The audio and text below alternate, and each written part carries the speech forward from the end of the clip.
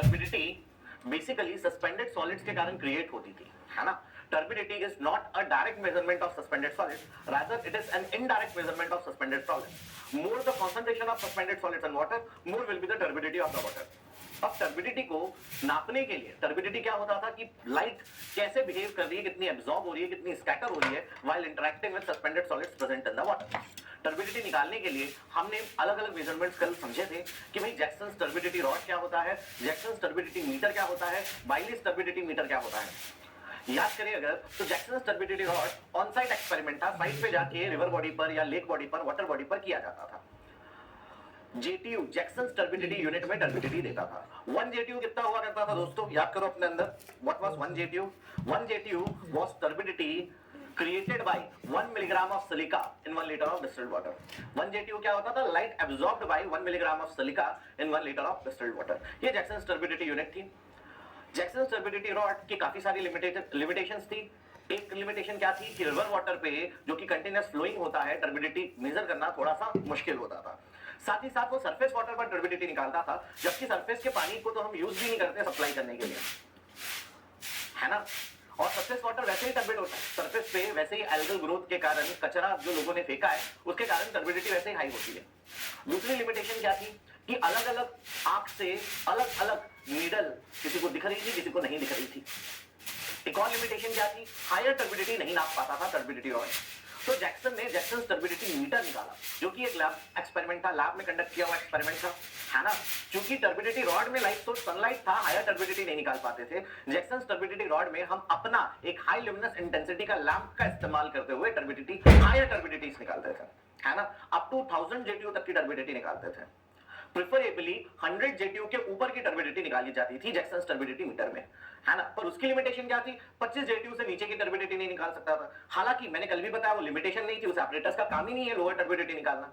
जैक्सन्स turbidity metre का काम क्या है, हायर टर्बिडिटी निकालना। उसके बाद बाइलीस ने और दिमाग लगाया, उन्होंने बोला भाई हायर टर्बिडिटी मीटर निकालने का ऑपरेटर्स बन गया है, अपन को नाम कमाना, अपन लोअर टर्बिडिटी निकालने का प्रयास करते हैं।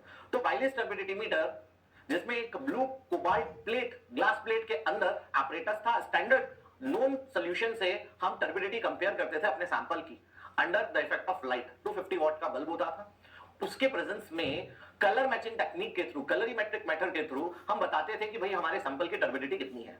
बाइलिस टर्बिडिटी मीटर का काम क्या था, वेरी लो टर्बिडिटी को मेजर करना, है ना। ये तीनों ही जेटीयू में टर्बिडिटी निकालते थे, लाइट एब्जॉर्प्शन प्रिंसिपल में आधारित थे। पर हम चाहते थे ये आई मेजरमेंट वाले काम को टोटली एलिमिनेट कर दे, है ना। अभी तो चालू हुआ है, कोई पेज मत छोड़िए अभी। Good morning to all, Prince Vikas. अब बात करते हैं कि भाई मॉडर्न टर्बिडिटी मीटर क्या होता है, that is nephelometer. Let's discuss modern turbidity meter, also known as नेफेलोमीटर।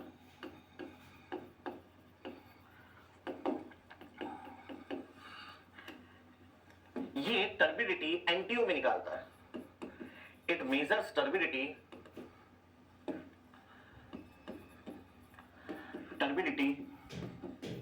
In NTU. वो जेटीयू में निकालते थे, ये एनटीयू में निकालता है। एनटीयू का फुल फॉर्म क्या होता है भाई, नेफेलोमेट्रिक टर्बिडिटी यूनिट, नेफेलोमेट्रिक टर्बिडिटी यूनिट, ठीक है भाई। अब 1 एनटीयू क्या होता है भाई, चलो थोड़ा साइड में लिख लेते हैं। 1 NTU is light scattered by 1 milligram of formation polymer in 1 liter of distilled water, 1 liter of distilled water. NTU is also called as FTU. NTU is also called as FTU, formation turbidity unit.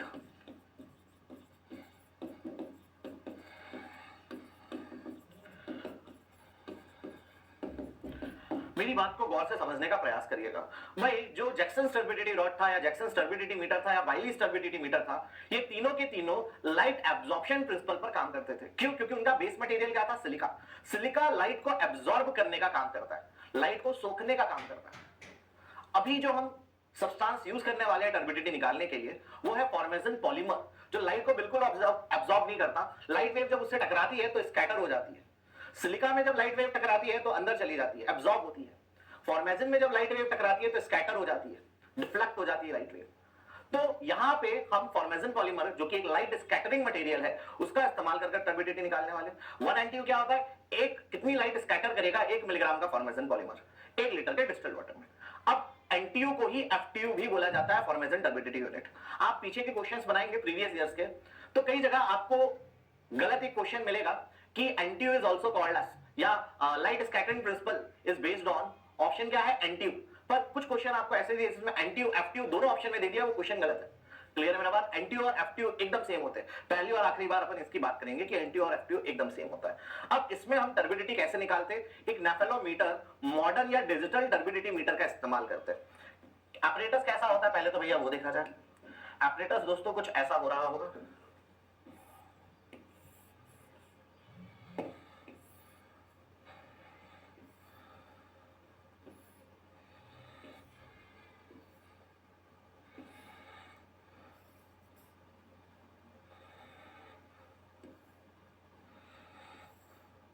कुछ ऐसा apparatus होता है दोस्तों इसका। यहाँ पे एक digital screen होती है जिसमें हमें रीडिंग मिलने वाली है।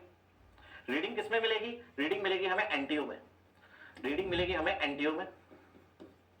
यहाँ पे हिंजेस से कनेक्टेड एक कैप होगी, यहाँ एक बटन होगा। इस कैप को जब आप खोलोगे तो आप पाओगे कि भाई अंदर ना एक चेंबर सा बना हुआ है, एक अंदर चेंबर सा बना हुआ है टेस्ट ट्यूब डालने के लिए।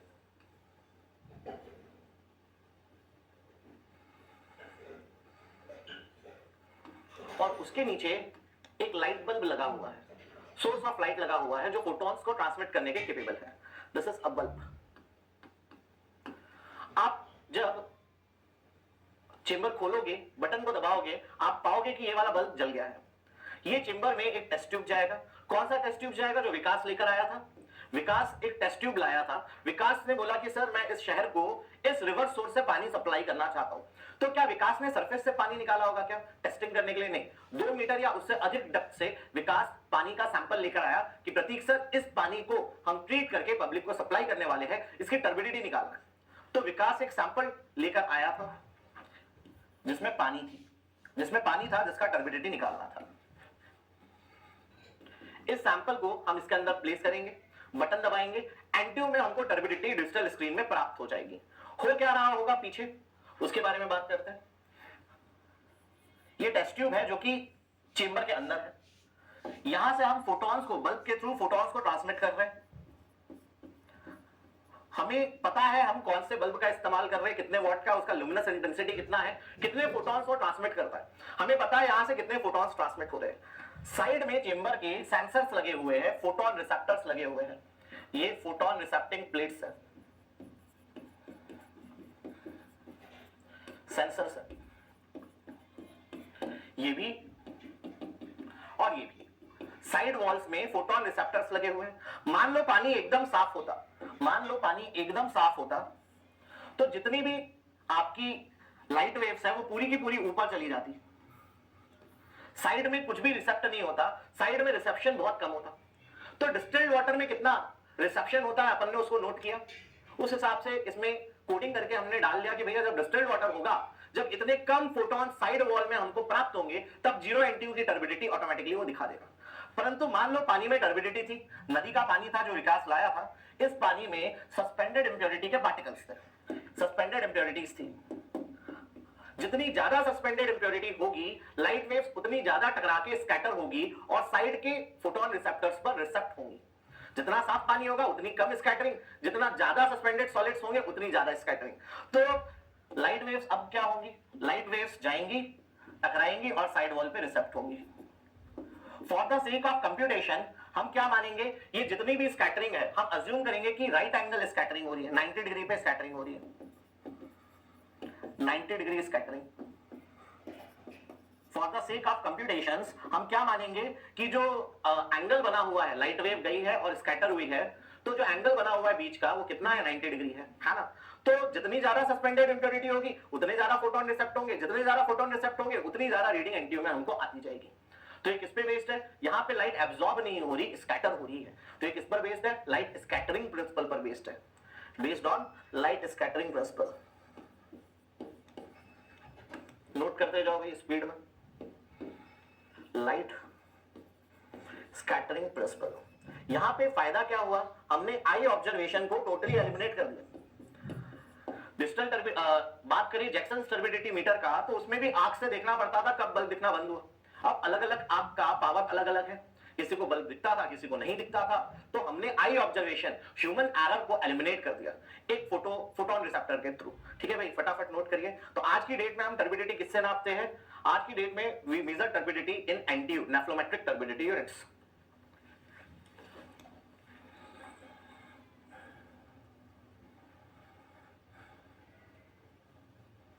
अंकित कुमार बर्नवाल, आप जस्ट अभी आए हैं शायद, है ना, नोट करिए फटाफट।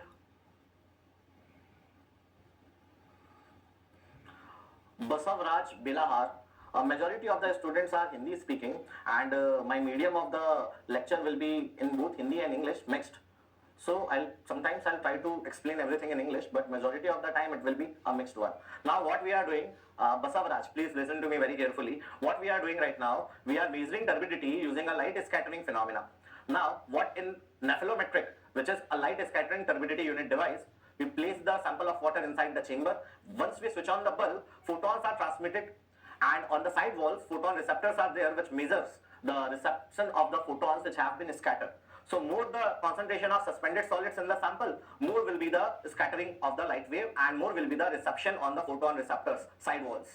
For the sake of computation, what we do assume that the scattering angle is 90 degree, although it is not 90 degree always, but for the sake of computation, we assume it to be a right angle scattering.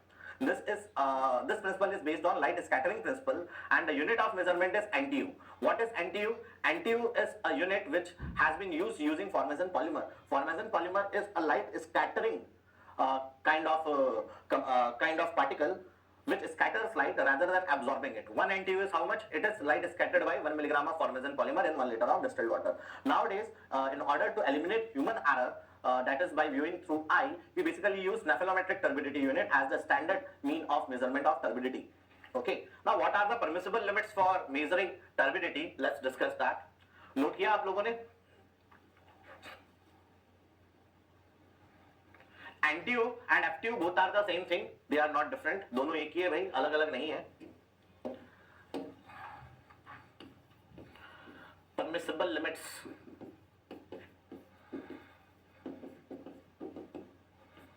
For turbidity, one is desirable and one is maximum permissible. Maximum permissible. Desirable is 1 NTU and maximum permissible is 5 NTU. Now, what we desire, हम क्या चाह रखते हैं कि public को 1 NTU का पानी हम सप्लाई करें, ये चाह रखते हैं. In the absence of any alternate better source, अगर बहुत बेहतर प्योर वाटर का सोर्स अवेलेबल नहीं है, तो maximum permissible limit of turbidity that would be supplied to the public will be 5 NTU, 5 NTU. Okay.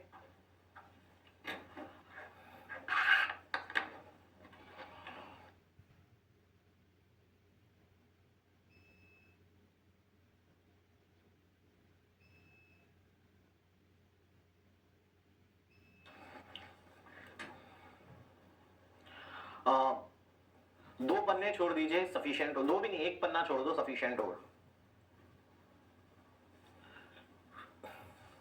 विकास, ऐसा कोई डायरेक्टली नहीं है कि किससे पॉपुलेशन फोरकास्टिंग में ग्रेटर वैल्यू मिलेगी, है ना. पहली चीज वो दो फैक्टर पर डिपेंड करेगा. विकास, चलो मैं साइड हो जाता हूं पहले. तो विकास, किसमें ग्रेटर वैल्यू मिलेगी ऐसा कोई डायरेक्ट बोल ही नहीं सकता, है ना. वो डिपेंड करेगा डेटा पे. दूसरा डिपेंड करेगा तुम कितने सालों बाद फोरकास्टिंग कर रहे हो, है ना. कितने दिन बाद आप फोरकास्टिंग, कितने साल, डिकेड्स बाद फोरकास्टिंग कर रहे हो. आमतौर पे विकास, आमतौर पे ज्योमेट्रिकल इंक्रीज मेथड में हमें हायर वैल्यूज मिलती है, क्योंकि उसका कर्व ऐसा जाता है. सेकंड मिलती है अरिथमेटिक इंक्रीज में. डिक्रीजिंग रेट ऑफ ग्रोथ में थर्ड मिलती है। बाकियों के बारे में कुछ नहीं बोल सकते, वो इंक्रीमेंटल इंक्रीज तो टोटली डेटा पे डिपेंड करता है ना। आमतौर पे ज्योमेट्रिकल इंक्रीज में हायर वैल्यू मिलती है, अरिथमेटिकल इंक्रीज में मॉडरेट मीडियम वैल्यू मिलती है, डिक्रीजिंग ग्रोथ रेट मेथड में लेसर वैल्यू मिलती है, ठीक है, आमतौर पे। पर इसका मतलब ये नहीं कि हमेशा मिलेगी, वो डिपेंड करेगा डेटा पे, पहली चीज कैसा चेंज हो रहा है डेटा उस पे, दूसरा कितने साल बाद आप फोरकास्टिंग करना चाह रहे हैं, तुरंत करना चाह रहे हैं, ज्यादा दिन बाद करना चाह रहे हैं।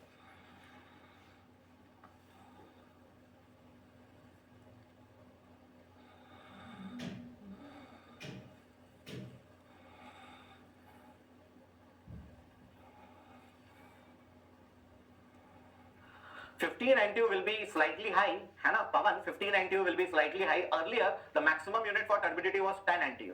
10 NTU के ऊपर आपको पानी बहुत ज्यादा सुटेबल नहीं है पीने के लिए। 15 NTU के पानी को पीना बिल्कुल भी सही नहीं होगा, है ना। अच्छा, कोई क्या पूछ रहे हैं इप्सित कि सर सस्पेंडेड सॉलिड सेटल हो जाएंगे। भाई सस्पेंडेड सॉलिड सस्पेंडेड है, इप्सित सैटलेबल सॉलिड सेटल होते हैं इप्सित, है ना। फ्लोटिंग सॉलिड टॉप पे रह जाते हैं। सस्पेंडेड सॉलिड आप जो सैंपल निकाले होंगे उसका कुछ पोर्शन सेटल डाउन हो जाएगा, है ना, माना वो सेटलेबल सॉलिड्स कहलाएंगे। सस्पेंडेड सॉलिड्स नहीं हो रहे होंगे सेटल, ठीक है। साथ ही साथ ये बात एकदम सही है कि सैंपल को निकालकर जल्द से जल्द आपको उसका टर्बिडिटी मेजर कर लेना चाहिए, तो ज्यादा अच्छा आप ट्रीटमेंट कर पाएंगे। चलिए लेट्स प्रोसीड फर्दर।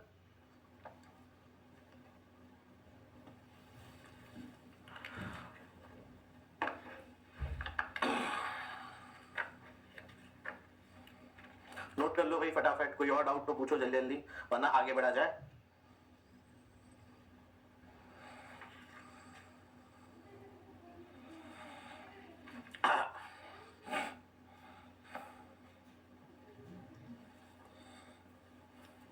चल next that we need to understand is temperature. बहुत छोटा सा स्पीड में खत्म करते हैं, then will start with chemical properties of water.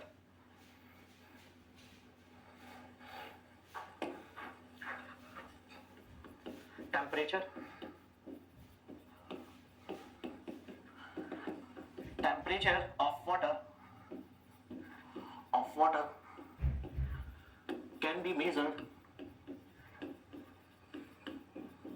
using a simple clinical thermometer,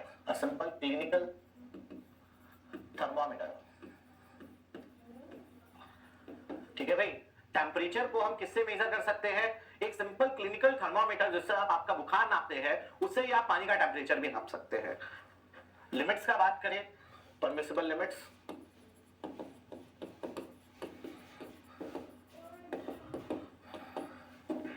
for supply for drinking water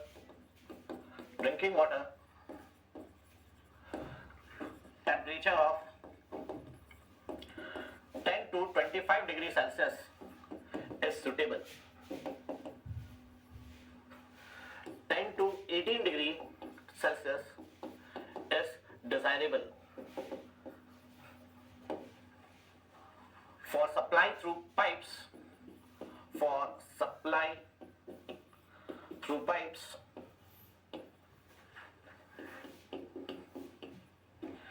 maximum temperature or temperature should not exceed 35 degree Celsius, ठीक है।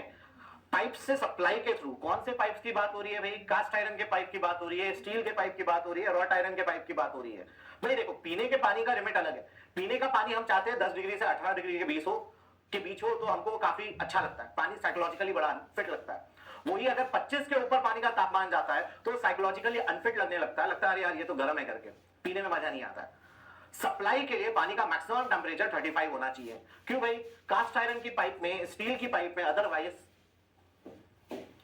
If temperature of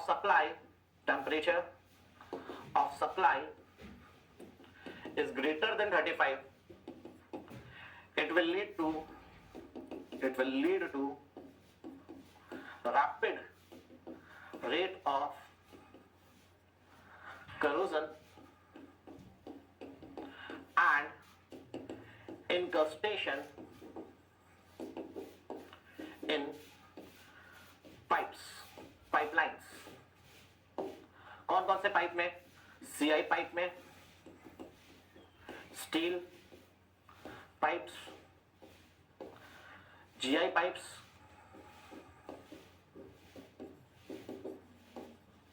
accept. नोट करिए भाई फटाफट।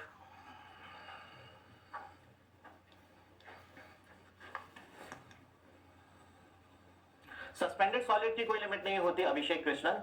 मैंने पहले भी बताया सस्पेंडेड सॉलिड डायरेक्टली टर्बिडिटी नहीं देती या टर्बिडिटी डायरेक्टली सस्पेंडेड सॉलिड नहीं देता। टर्बिडिटी एनटीयू में नापी जाती है और सस्पेंडेड सॉलिड्स का कंसंट्रेशन कोई भी कंसंट्रेशन मिलीग्राम पर लीटर में होता है ना। हाँ, बस हम ये बोल सकते हैं कि भाई किसी पानी का टर्बिडिटी ज्यादा है तो उसमें सस्पेंडेड सॉलिड्स ज्यादा होंगे, दोनों को इक्वल नहीं कर सकते कभी भी।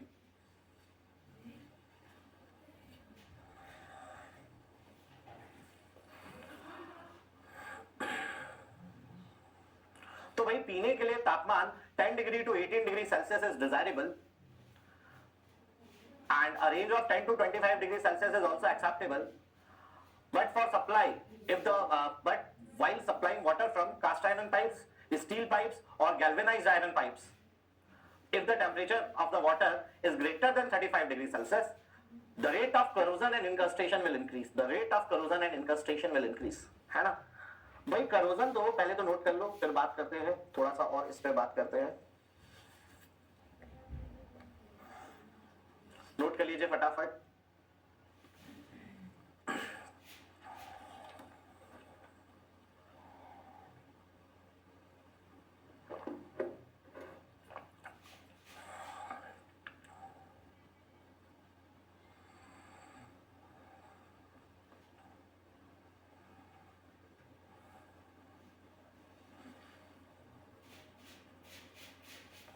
चलिए देखिएगा भाई, कास्ट आयरन की पाइप में, स्टील की पाइप में, गैल्वेनाइज्ड आयरन के पाइप में करोजन लगेगा, ये बात तय है। करोजन तो होगा ही होगा, परंतु अगर तापमान ज्यादा होगा, if the temperature will be higher, the rate of reaction will be higher. There are many chemical reactions which are proportional to the temperature. When temperature increases, the rate of reaction increases, the rate of formation of products increases. तो तापमान अगर बढ़ाएंगे तो corrosion जल्दी लगेगा, जंग जल्दी लगेगा। क्लियर है मेरा बात? इनकस्टेशन क्या होता है? कौन बताएगा व्हाट इज इनकस्टेशन? हाँ जी, शौर्य ने पूछ ही लिया इनकस्टेशन क्या होता है। देखिएगा भाई, करोजन सबको पता है कि करोजन जंग लगना होता है। इनकस्टेशन क्या होता है भाई?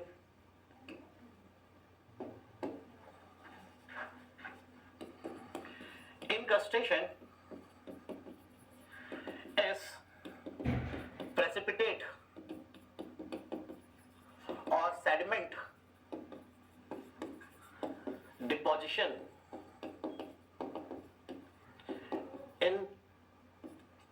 inside of pipeline, inside of pipeline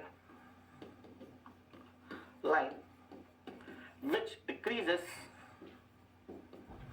the diameter of pipeline,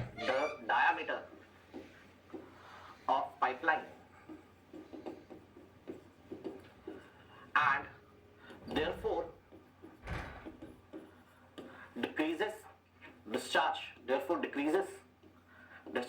through pipe.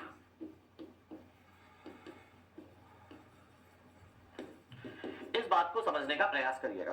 इनकस्टेशन क्या होता है? प्रेसिपिटेट का डिपोजिशन पाइपलाइन के अंदरूनी सिरे पे, जिसके कारण पाइपलाइन का डायामीटर कम होने लगता है और जिसके कारण डिस्चार्ज भी कम होने लगता है। समझना भाई, आपने एक पाइपलाइन कास्ट आयरन की डाली थी, आपने कास्ट आयरन की पाइपलाइन डाली थी, 2 मीटर डाया था, 2 मीटर या 1 मीटर डाया था, 1.2 मीटर डाया ले लो।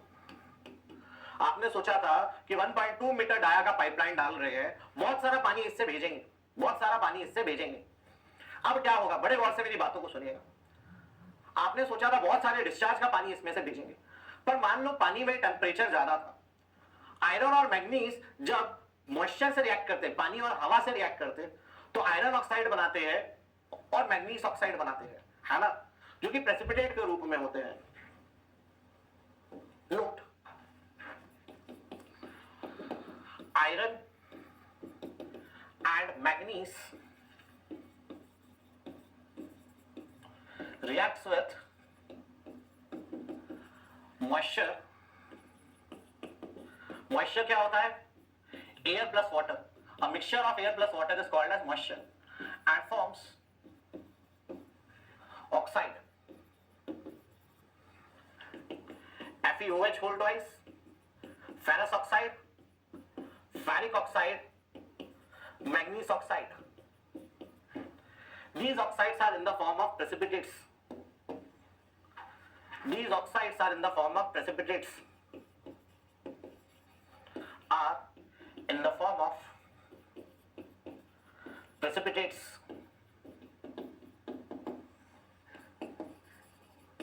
Which do incrustation, do or does incrustation in pipe. Now try to understand this. भाई अगर पानी में टेम्परेचर ज्यादा होगा, है ना भाई, करोजन इंक्रस्टेशन तो वैसा ही होना. आप कुछ नहीं करोगे तो भी करोजन इंक्रस्टेशन होगा. पर जो इंक्रस्टेशन 30 साल में होना था, अगर तापमान ज्यादा होगा वो इंक्रस्टेशन 10 साल में हो जाएगा. आपने पाइपलाइन डाली थी, आप चाहते थे कि 30 ईयर उसका लाइफ स्पान हो, पर अगर आप उसमें हायर टेम्परेचर का पानी कंटिन्यूअसली उसमें फ्लो करवा रहे हैं तो सिर्फ 10 साल चल पाएगी. करोजन लगेगा, साथ ही साथ आयरन और मैग्नीज के ऑक्साइड की पपड़ी, प्रेसिपिटेट मतलब पपड़ी, ये पपड़ी आयरन ऑक्साइड और मैग्नीज ऑक्साइड की जगह जगह पर चिपकना चालू होगी, है ना. आयरन ऑक्साइड कैसे कलर की होती है? रेड ब्राउन कलर की प्रेसिपिटेट होता है ना. रेड ब्राउन कलर का प्रेसिपिटेट होता है, रेडिश ब्राउन प्रेसिपिटेट होता है. जंग का कलर आप करोजन का कलर जानते हैं, उसी कलर की पपड़ी होती है. वो पपड़ी इस पे चिपकना चालू होगी, थोड़ा यहां चिपक जाएगी, थोड़ा यहां चिपक जाएगी, थोड़ा यहां चिपक जाएगी. समय के साथ ये बढ़ती जाएगी, समय के साथ ये बढ़ती जाएगी. With time, this precipitate deposition will go on increasing. It will increase with time. Continuously आप देखेंगे आपके पाइपलाइन में जगह जगह पाइपलाइन थी, ऐसे गई हुई थी, जगह जगह टीले बने हुए, जगह जगह प्रेसिपिटेट डिपोजिशन है. ओके, समय के साथ आप देखोगे कि ये प्रेसिपिटेट डिपोजिशन और बढ़ने लगेगा, टीले बनने चालू होंगे, इसका डायमीटर कम होने लगेगा पाइपलाइन का. The diameter of pipeline will start decreasing. After 10 years it will look somewhat like this. After 10 years or so it will look somewhat like this. This is all iron and manganese oxide.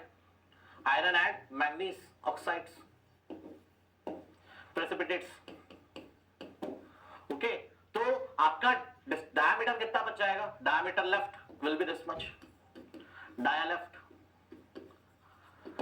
Okay, so what is incrustation? It is deposition of precipitates in the inner of the pipeline, okay, which goes on increasing with time, due to which the effective diameter of the pipeline goes on decreasing and the discharge also goes on decreasing. Now incrustation is going to happen sooner or later, but if the temperature is higher it will occur sooner.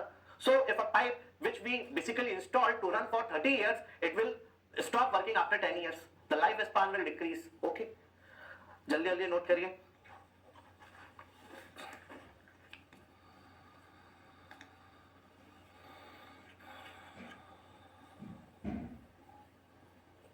चलिए, let's proceed further.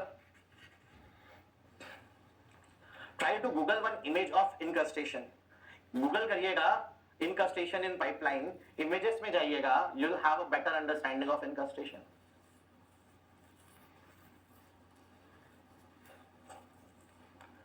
चलिए भाई, गाड़ी आगे बढ़ाई जाए. Now we'll start with chemical properties of water.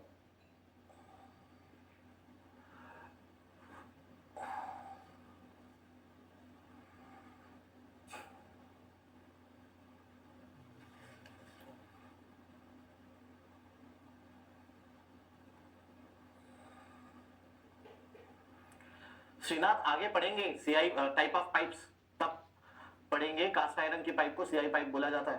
पर ये श्रीनाथ बहुत ही बेसिक बात हो गई यार, सीआई पाइप का फुल फॉर्म आपको पहले से पता होना चाहिए था, है ना. अपन एबीसीडी से चालू नहीं करने वाले.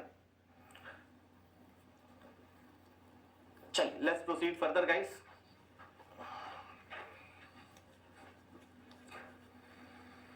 Now let's start with chemical properties of water. Chemical properties of water पढ़ा जाए.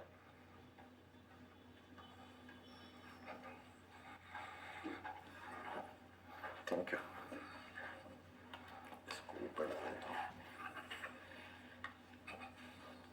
Let's start with chemical properties of water, guys. Chemical properties of water. Of water. To be very honest, actual environmental engineering अब चालू होगी. कहानी चालू होगी अब. अभी तक स्टार्टिंग में तो मूवी में भूमिका बन रही थी अलग अलग कैरेक्टर्स का. एक्चुअल मूवी अब चालू होगा. क्लियर है मेरा बात? तो केमिकल प्रॉपर्टीज पढ़ने के लिए हमें कुछ बेसिक केमिस्ट्री फटाफट पढ़ लेनी चाहिए. कुछ बेसिक केमिस्ट्री पढ़ते हैं. आपको बोला था मैंने बेसिक केमिस्ट्री पढ़कर रखने के लिए. ठीक है भाई, कुछ बेसिक केमिस्ट्री पहले पढ़ी जाए. शौर्य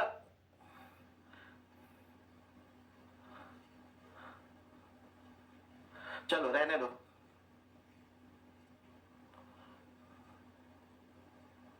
कई बार मेरे को डाउट आता है कि मैं यहाँ क्या समझा रहा हूँ, तुम लोग वहां क्या सोच के खुश हो रहे हो, क्या समझ रहे हो. उसमें कई बार मेरे को लगता है अंतर है कि मैंने क्या बोला और उससे आपने क्या सीखा. चलिए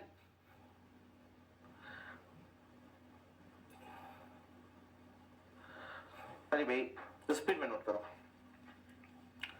स्पीड में पिछला आप इसको नोट कर लीजिए. You got 15 seconds.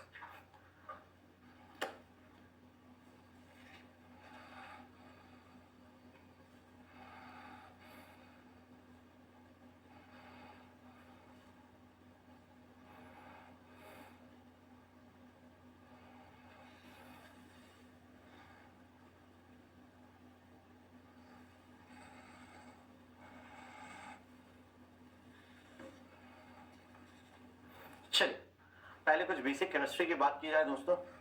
बहुत ही बेसिक है, आपको पहले से आती होगी. भाई दो प्रकार की चीजें होती है, एलिमेंट्स एंड कंपाउंड्स. एलिमेंट्स का बात करें, एलिमेंट्स मेटल्स भी होते हैं which are electropositive in nature. Electropositive in nature है ना. इलेक्ट्रोपॉजिटिव मतलब डोनेट्स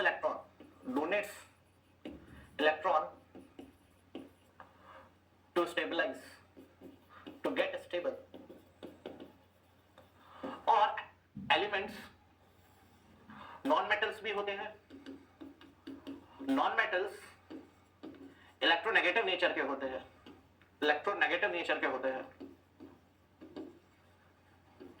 एक्सेप्ट करते हैं इलेक्ट्रॉन को to stabilize. Accept electrons to stabilize. ठीक है भाई. एलिमेंट्स दो प्रकार के होते हैं. बेसिक केमिस्ट्री पढ़ने वाले हम 20 मिनट की, ठीक है, 20 मिनट की 25 मिनट की बेसिक केमिस्ट्री पढ़ने वाले हैं. जिसको जो समझ आ गया उतना ही काम का है. जिसको जो नहीं समझ आया कोई बात नहीं, वो काम का नहीं है. ठीक है. चलिए तो भाई मेटल्स इलेक्ट्रॉन को डोनेट करके स्टेबल होते हैं, इलेक्ट्रोपॉजिटिव होते हैं. वो इलेक्ट्रॉन्स को देना चाहते हैं, है ना. अपन क्या याद रखो, अपन केमिकल इंजीनियर बनने का बिल्कुल प्रयास करना ही नहीं है. अपन सिविल इंजीनियर बन जाए काफी है. एनवायरमेंटल इंजीनियर भी नहीं बनना है अपन को. केमिकल बिल्कुल नहीं बनना है, एनवायरमेंटल भी नहीं बनना है, सिविल इंजीनियर बनना है अपन को. उतनी ही केमिस्ट्री अपन उसमें घुसेंगे जितनी अपनी काम की है. जो समझ आ गया बहुत बढ़िया केमिस्ट्री में, जो नहीं आया समझ केमिस्ट्री में तो आपको ये समझना पड़ेगा ऐसा होता है. क्लियर है मेरा बात? उसमें अपन बाल की खाल नहीं उखाड़ने जाएंगे कि अरे सर वो क्लाउड में ऐसे डोनेशन एक्सेप्टेंस चल रहा है. वो सारी बातें नहीं करने वाले अपन, एकदम काम की बातें. तो भाई metals are electropositive in nature, ये इलेक्ट्रॉन को डोनेट करके स्टेबल होते हैं. नॉन मेटल्स इलेक्ट्रोनेगेटिव नेचर के होते हैं, इलेक्ट्रॉन्स का एक्सेप्ट करके स्टेबल होते हैं. ठीक है. तो जैसे एलिमेंट्स में मेटल्स का बात करें, we have sodium, calcium, magnesium, aluminium, iron. हाल फिलहाल इतने. उसके बाद बात करें नॉन मेटल्स का बारे में, chlorine, chloride ion, oxygen, then sulphur, nitrogen, carbon. हाल फिलहाल इतना बात करते हैं, chlorine, oxygen, sulphur, nitrogen, carbon. ठीक है भाई. अब यार सोडियम Na पॉजिटिव है. ये सिंगल पॉजिटिव क्या बताता है? सिंगल पॉजिटिव बताता है कि सोडियम एक इलेक्ट्रॉन डोनेट कर स्टेबल होगा. सोडियम की वैलेंसी क्या है? +1. दैट मींस से एक इलेक्ट्रॉन डोनेट करके स्टेबल होगा. कैल्शियम की वैलेंसी है 2 पॉजिटिव, 2 इलेक्ट्रॉन डोनेट करके स्टेबल होगा. मैग्नीशियम भी 2 इलेक्ट्रॉन डोनेट करके स्टेबल होगा. एल्यूमिनियम 3 इलेक्ट्रॉन डोनेट करके स्टेबल होगा. आयरन फेरस भी होता है, फेरिक भी होता है। जब 2 इलेक्ट्रॉन डोनेट करके वो स्टेबलाइज होता है उसको फेरस बोलते हैं, Fe2 पॉजिटिव। 3 जब वैलेंसी होती है तो फेरिक बोलते हैं। पॉजिटिव मतलब ये डोनेट करना चाहते हैं, वही नेगेटिव मतलब नॉन मेटल्स ये एक्सेप्ट करना चाहते हैं। क्लोरीन का बात करें, क्लोराइड आयन की वैलेंसी कितनी होती है? 1, नेगेटिव 1, ये 1 इलेक्ट्रॉन एक्सेप्ट करके स्टेबल होता है। ऑक्सीजन की बात करें, 2 इलेक्ट्रॉन एक्सेप्ट करके स्टेबल होता है। सल्फर 2 इलेक्ट्रॉन एक्सेप्ट कर स्टेबल होता है। नाइट्रोजन 3 इलेक्ट्रॉन एक्सेप्ट करता है, कार्बन 4 इलेक्ट्रॉन एक्सेप्ट करके स्टेबल होता है। क्लियर है मेरा बात? चलिए अब बात करें इनका एटॉमिक मासेस के बारे में। इनका एटॉमिक मास कितना है भाई? एलिमेंट्स का consist of many atoms. Elements बहुत सारे एटम्स से मिलकर बना होता है। सोडियम में बहुत सारे सोडियम के एटम्स होंगे। सोडियम एक एलिमेंट है जो कि बहुत सारे सोडियम के एटम्स से मिलकर बना हुआ है। क्लोरीन एक एलिमेंट है जो बहुत सारे क्लोरीन के एटम्स से मिलकर बना हुआ है। आयरन एक एलिमेंट है जो बहुत सारे आयरन के एटम्स से मिलकर बना हुआ है। अब एटम है तो उसका एटॉमिक मास भी होगा बाबा, है ना? एटॉमिक मास देखो यहां लिख रहा हूं, एटॉमिक मास। थोड़ी जगह कम थी तो देख लीजिएगा इसको। एटॉमिक मास, सोडियम का एटॉमिक मास कितना होता है? याद करो, बचपन में पढ़ा है अपन ने। सोडियम का एटॉमिक मास कितना होता है? 23। कैल्शियम का एटॉमिक मास कितना होता है बाबा? 40। 40। मैग्नीशियम का एटॉमिक मास कितना होता है बाबा? 24। एल्यूमिनियम का एटॉमिक मास कितना होता है? 27। आयरन का एटॉमिक मास 56। क्लियर है मेरा बात? यहां नॉन मेटल्स का बात करें, एटॉमिक मास, ठीक है, लिखा हुआ। क्लोरीन का कितना होता है? 35.5। अपने जहन में दोहराते जाओ। ये किसमें होते हैं? ग्राम्स में होते हैं। किसमें होते हैं? ग्राम्स, ठीक है। ऑक्सीजन का एटॉमिक मास कितना होता है भाई? 16। सल्फर का 32। नाइट्रोजन का 14। कार्बन का 12। क्लियर मेरा बात? कईयों को ये पहले से याद होगा, जिनको नहीं याद है उनको ये रटना पड़ेगा। एटॉमिक मास आपको रटने पड़ेंगे इनके, कितनों के। इनके अलावा कुछ और भी आएंगे जो समय के साथ जुड़ते जाएंगे। मेरा आपसे सवाल है, हाइड्रोजन क्या है भाई? हाइड्रोजन मेटल है कि नॉन मेटल है? बताएं, हाइड्रोजन मेटल है कि नॉन मेटल है? अच्छा, नॉन टेक में केमिस्ट्री खत्म हुआ है? अरे यार वेरी गुड यार, थोड़ा और स्पीड में चलता हूं मैं। Sandeep, thank you for the Intel, very good. Speed में इसको नोट करिए।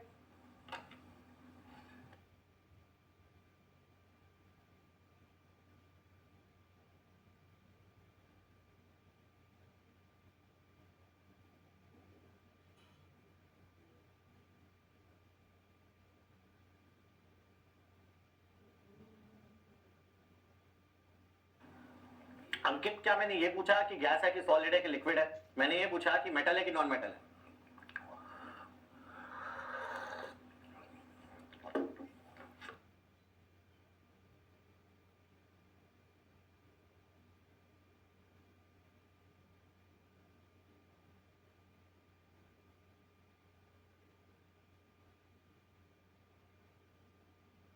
बड़े गौर से देखना, हाइड्रोजन एक ऐसा एलिमेंट है जो H पॉजिटिव भी होता है और H नेगेटिव भी होता है। हाइड्रोजन एक ऐसा एलिमेंट है जो पॉजिटिव वैलेंसी भी रखता है और नेगेटिव वैलेंसी भी रखता है। हाइड्रोजन का क्या है यार, या तो एक इलेक्ट्रॉन दे देता हूं तो भी स्टेबल हो जाऊंगा, या तो एक इलेक्ट्रॉन मुझे दे दो तो भी स्टेबल हो जाऊंगा, या तो एक ले लो या तो एक दे दो, दोनों केस में मैं स्टेबल हो जाता हूं। ठीक है, हाइड्रोजन का एटॉमिक मास कितना होता है? What is the atomic mass of hydrogen? 1। अब चूंकि इसमें दोनों प्रॉपर्टीज है, हाइड्रोजन में मेटेलिक प्रॉपर्टीज भी रखता है, नॉन मेटेलिक प्रॉपर्टीज भी रखता है। कायदे से हाइड्रोजन ना मेटल है ना नॉन मेटल है, इसलिए पीरियोडिक टेबल में उसको अलग से रखा हुआ है कि भैया नहीं पता ये क्या है। पर just because hydrogen is a gas, hydrogen gas के रूप में होती है, और नॉन मेटल्स, बहुत सारे नॉन मेटल्स भी गैस के रूप में होते हैं। कोई भी मेटल गैस के रूप में नहीं होता, सारे मेटल सॉलिड के रूप में होते हैं, मरकरी को छोड़ के। मरकरी इकलौता मेटल है जो कि लिक्विड के फॉर्म में होता है, वरना सारे मेटल सॉलिड फॉर्म में होते हैं। क्योंकि कोई भी मेटल गैसियस नहीं होता, हाइड्रोजन और कुछ नॉन मेटल्स गैसेस है, ऑक्सीजन, नाइट्रोजन, सल्फर, है ना, कुछ नॉन मेटल्स गैस के फॉर्म में होते हैं, इसलिए हम हाइड्रोजन को भी नॉन मेटल बोल देते हैं, पर ये है नहीं, है ना मेटल है ना नॉन मेटल है, दोनों नहीं है और दोनों है। चलिए, अब elements combine together to form compounds, elements आपस में मिलकर कंपाउंड्स बनाते हैं। ठीक है, elements combine together to form compounds. भाई एलिमेंट्स मिलकर क्या बनाते? कंपाउंड्स बनाते। कायदे से आयनिक कंपाउंड्स भी बनाते हैं जिसमें डोनेशन एक्सेप्टेंस होता है, और कोवलेंट कंपाउंड्स भी बनाते हैं जिसमें शेयरिंग होती है। अपन को मतलब ही नहीं, अपन को मतलब है सिर्फ कंपाउंड बनाने से, कैसे भी बन जाए। क्लियर है मेरा बात? चलिए भाई कंपाउंड बनाना है ना, कंपाउंड बनाना है सोडियम और क्लोरीन के बीच। सोडियम एक इलेक्ट्रॉन देकर स्टेबल होता है, क्लोरीन एक इलेक्ट्रॉन लेकर स्टेबल होता है, तो इनके बीच में कैसे तालमेल बैठेगा? सोडियम एक इलेक्ट्रॉन दे देगा, क्लोरीन एक इलेक्ट्रॉन ले लेगा, क्या बन जाएगा? NaCl। सोडियम ने एक दिया, क्लोरीन ने एक लिया, तालमेल बन गया। चलिए भाई कोई दिक्कत नहीं है। मान लीजिए कैल्शियम और ऑक्सीजन के बीच में कंपाउंड बनाना, कैल्शियम और ऑक्सीजन के बीच में कंपाउंड बनाना है, कैसे कंपाउंड बनेगा?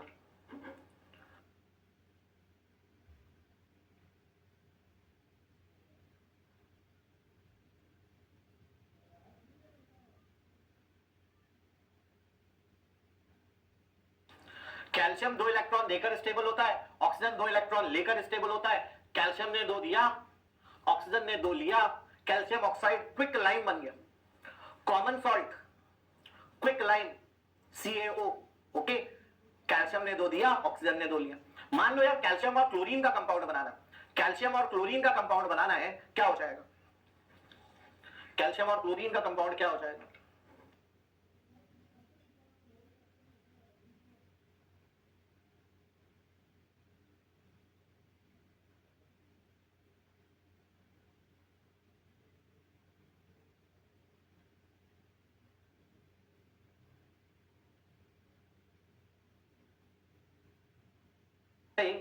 कैल्शियम 2 इलेक्ट्रॉन देके स्टेबल होता है, परंतु क्लोरीन तो एक ले सकता है।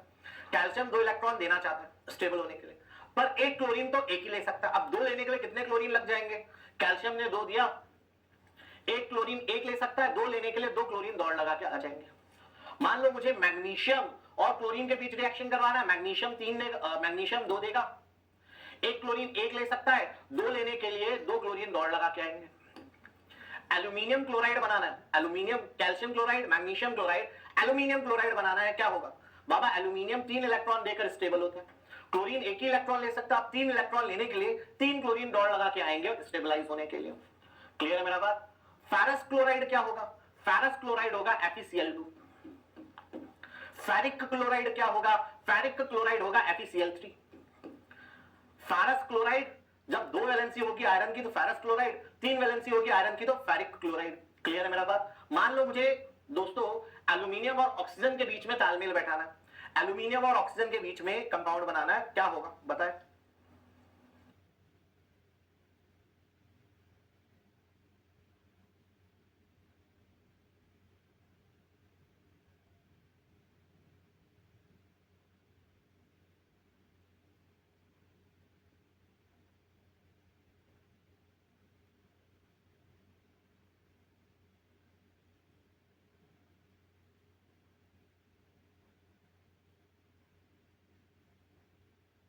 चलिए तो भाई एल्यूमिनियम का बात करें, एल्यूमिनियम की वैलेंसी 3 है, एल्यूमिनियम 3 देना चाहता है, परंतु ऑक्सीजन 2 ले सकता है, तो क्या करेंगे? एक एल्यूमिनियम 3 देगा पर एक ऑक्सीजन 2 ले सकता है, तो तालमेल नहीं बैठा।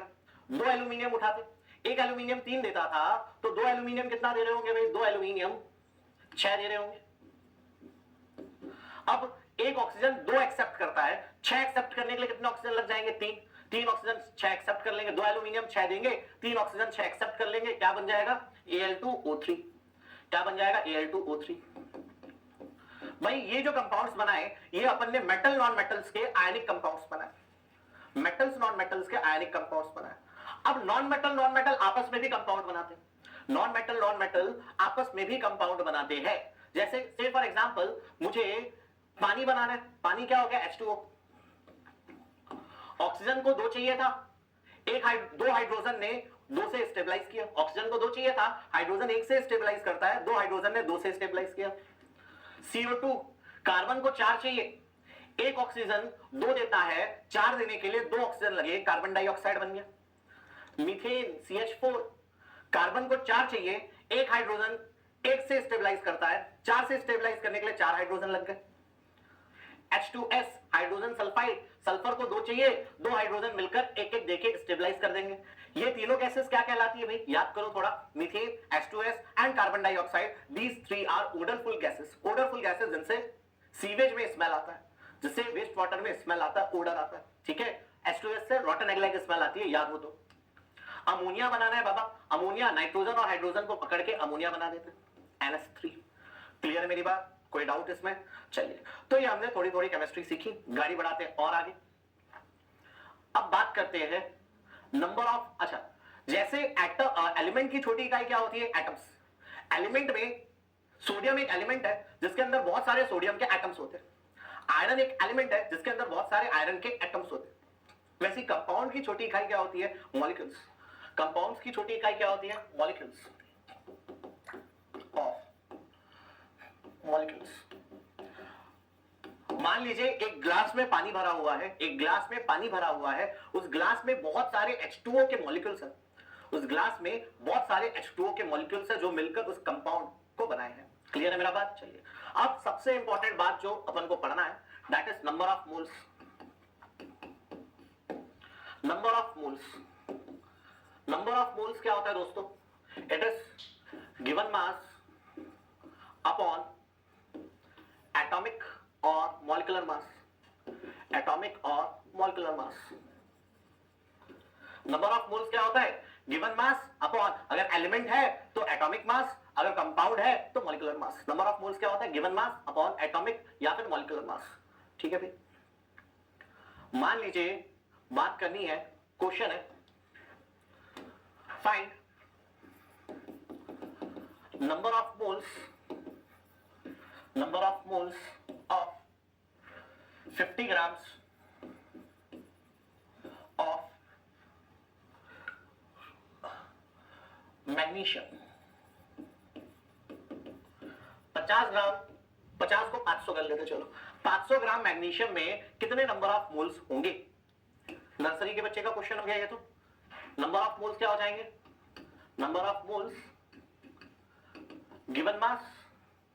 भाई मैग्नीशियम एलिमेंट है कि कंपाउंड है, मैग्नीशियम एलिमेंट है कि कंपाउंड है, एलिमेंट है, एलिमेंट है तो एटॉमिक मास आएगा आज, एटॉमिक मास। गिवन मास कितना है भाई, गिवन मास है 500 ग्राम। मैग्नीशियम का एटॉमिक मास कितना होता है, मैग्नीशियम का एटॉमिक मास अभी हमने बात की 24 होता है, 500 बटा 24 कितना होता है भाई बताए। ऐसा नहीं बोलते, केमिस्ट्री वाले सर को जितनी नॉलेज है उसका 10% नॉलेज मेरे को नहीं होगा दोस्त, है ना। चलिए 500 बाई 24 ये कितना आ रहा है, 20.833, 20.833।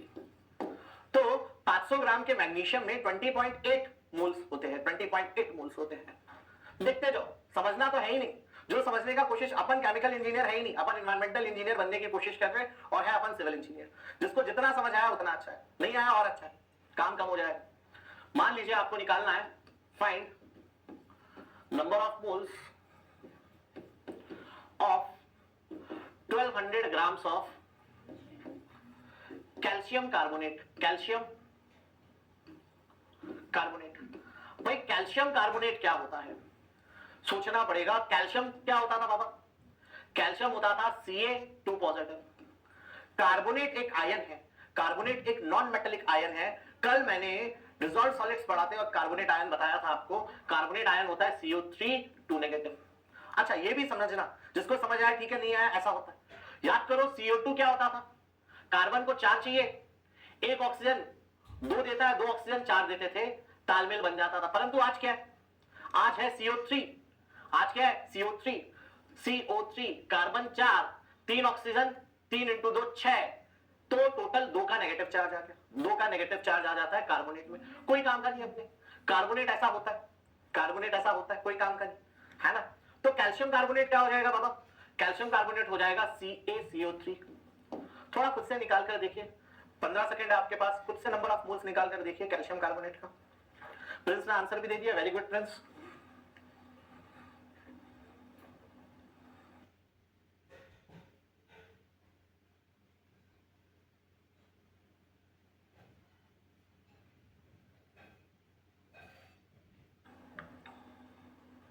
सही है, नूर सबा ने एकदम करेक्ट बोला भाई।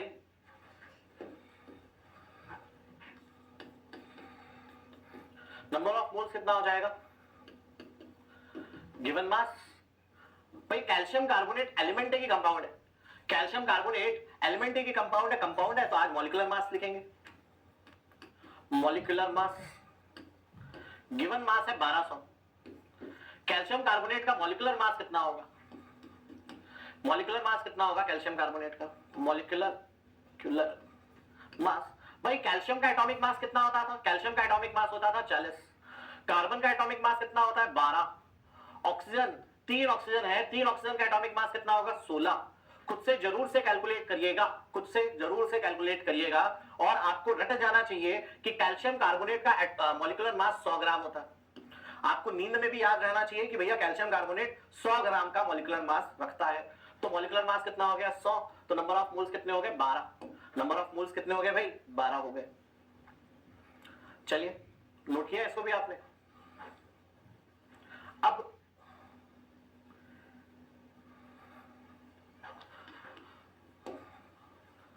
Find number of moles of, find number of moles of 1800 grams of alum. Alum एक कोएगुलेंट होता है। अगले चैप्टर में जब हम coagulation, flocculation and secondary sedimentation पढ़ रहे होंगे तब हमें पता चलेगा एलम एक कोएगुलेंट होता है, एक केमिकल होता है जिसको डाल के हम अपना ट्रीटमेंट को आसान बनाते हैं। एलम का chemical composition, alum is short for aluminium sulphate. Alum is short for aluminium sulphate, aluminium मीनियम सल्फेट।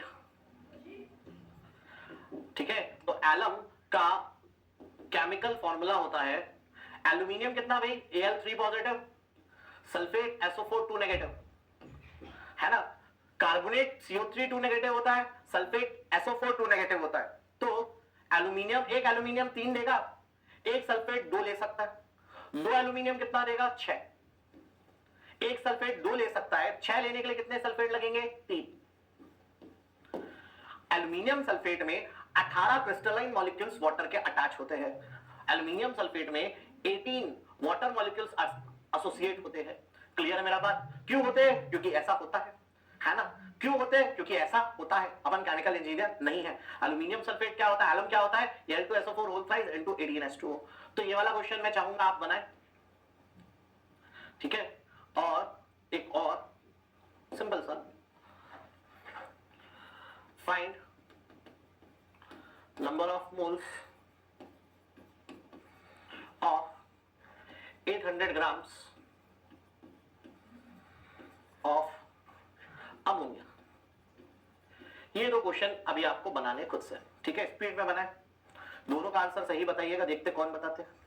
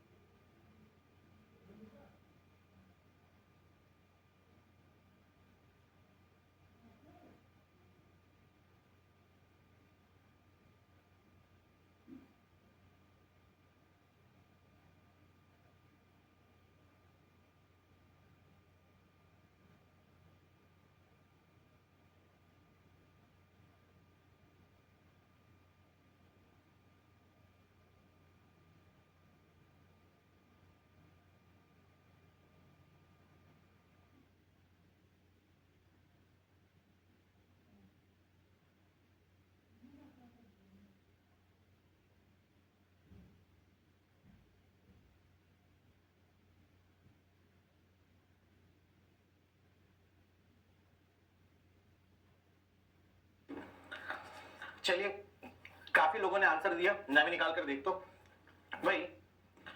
एल्यूमिनियम सल्फेट का मॉलिक्यूलर मास निकाला होगा आपने, 2 एल्यूमिनियम 2 इंटू 27, 3 सल्फेट है, sulphur 32, 4 oxygen 16 plus 18 into 2 hydrogen और 1 ऑक्सीजन, ऑक्सीजन का 16 hydrogen का 1, इसको टोटल करोगे यू हैव 666। खुद से कैलकुलेट नहीं करेंगे, नुकसान में रहेंगे। एक बार एलम का आपको कैलकुलेट करना है, उसके बाद याद कर लीजिए एल्यूमिनियम सल्फेट का मॉलिक्यूलर मास कितना होता है, 666 ग्राम्स आ रहा है। हाँ भाई, एल्यूमिनियम सल्फेट का मॉलिक्यूलर मास चेक करिए, बताइए आया कि नहीं आया। नंबर ऑफ मोल्स कितना हो गया भाई, गिवन मास 1800, मॉलिक्यूलर मास 666, कितना आता है भाई 1800 by 666, what is that, this is 2.7 moles. ठीक है भाई, चलिए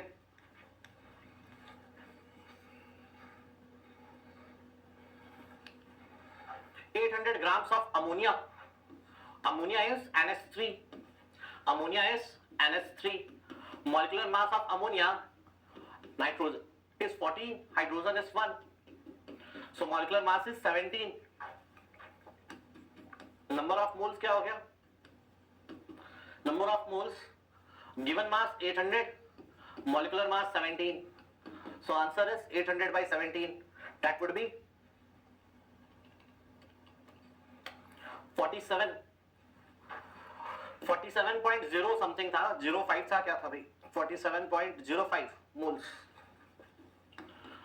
ठीक है भाई, आई होप मेरा पॉइंट क्लियर है आपको।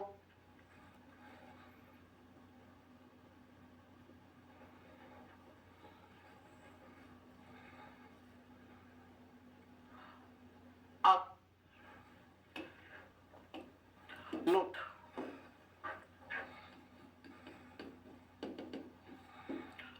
पहला 1 mole of any substance, any element, compound has Avogadro's number of atoms, molecules। भाई एवागेड्रोस नंबर कितना होता है, व्हाट इज एवागेड्रोस नंबर भाई, बताओ भाई एवागेड्रोस नंबर जल्दी, अभी केमिस्ट्री पढ़ा ना।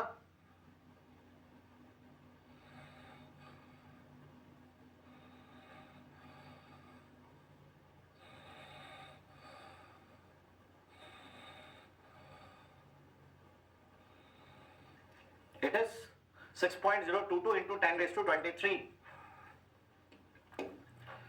6.022 into 10 raised to 23।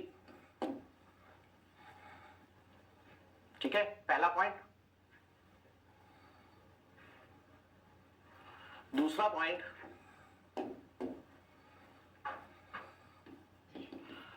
1 mole of any substance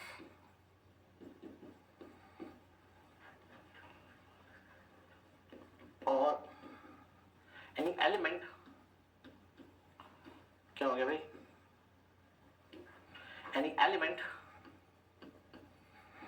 compound is equal to its atomic, molecular mass। और तीसरा, 1 mole of any gas, 1 mole of any gas occupies 22.4 liters of volume at standard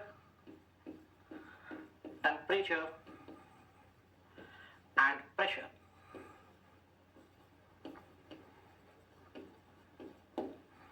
note करिए, फिर बात करते हैं अपन।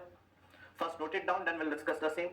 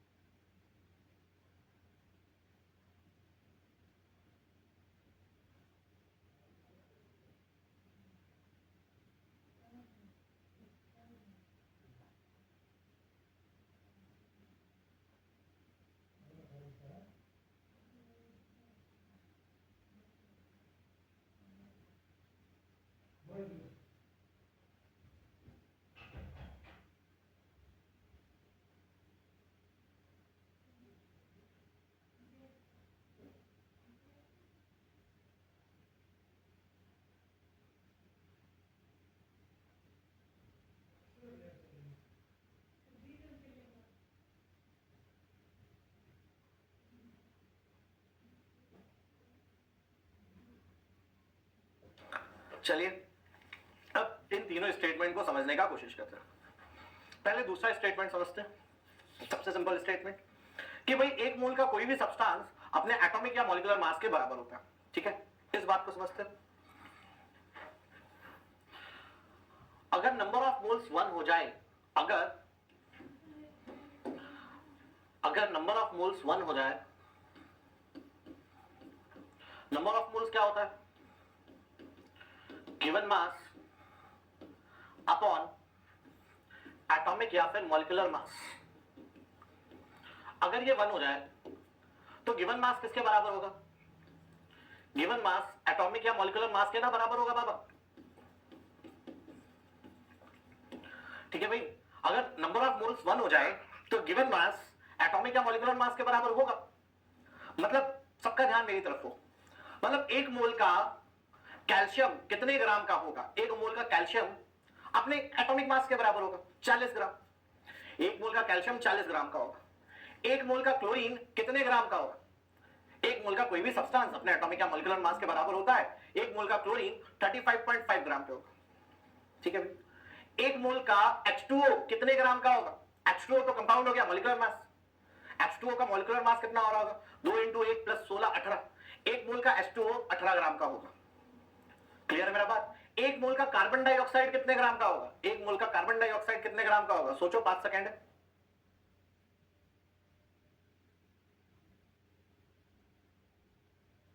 एक मोल का कार्बन डाइऑक्साइड 44 ग्राम का होगा। कार्बन 12, 2 ऑक्सीजन, 2 × 16 तो 44 ग्राम का। एक मोल का कोई भी सब्सटेंस अपना एटॉमिक मास या मॉलिक्यूलर मास का बराबर होता है। अब point number 1, 1 mole of any element has Avogadro's number of atoms. ठीक है, एवोगैड्रो नंबर कितना है? 6.022 × 10⁻23। बहुत बड़ी वैल्यू है। 10⁻23 बहुत बड़ी वैल्यू है। एक मोल के कोई भी सब्सटेंस में इतने नंबर के एटम्स होते हैं या मॉलिक्यूल्स? मतलब 23 मोल का सोडियम, सॉरी 23 ग्राम का sodium, 23 grams of sodium will be of 1 mole will have 6.022 × 10⁻23 sodium atoms inside it. 12 gram of carbon, that would be 1 mole of carbon, will have 6.022 × 10⁻23 atoms of carbon. Clear मेरा बात? मोल यहां पे सारी चीजों को एक साथ में बांधता है। मोल क्या बोलता है पता है? मोल बोलता है बाबा 23 ग्राम के सोडियम में भी उतने ही एटम होंगे जितने 12 ग्राम के कार्बन में होंगे, जितने 40 ग्राम के कैल्शियम में होंगे, जितने 56 ग्राम के आयरन में होंगे। क्लियर है मेरा बात? कोई काम का नहीं अपने। पॉइंट नंबर 1, कोई काम का नहीं अपने। आखिरी पॉइंट देखते हैं। 1 mole of any gas occupies 22.4 liters of volume at standard temperature and pressure. Standard temperature कितना होता है? 273 केल्विन। स्टैंडर्ड प्रेशर कितना होता है? 1 atmosphere pressure.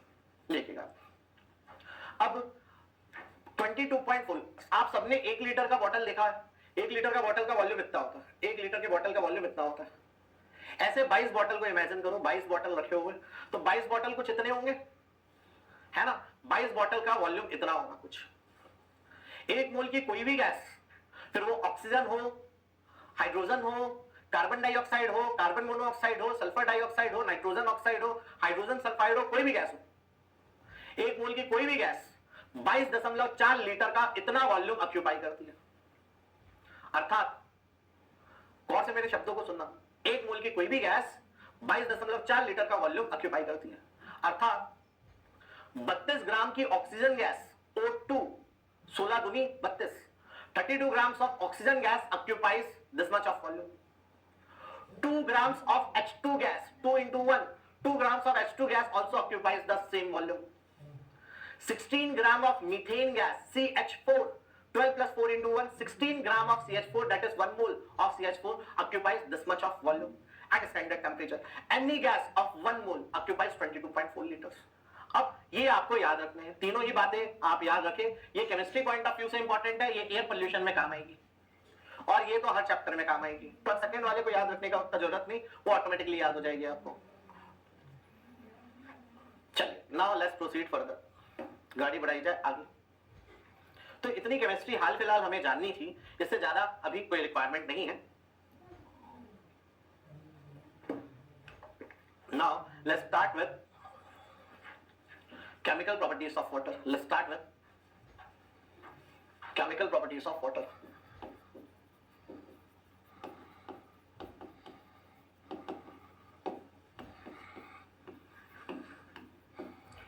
First is acidity.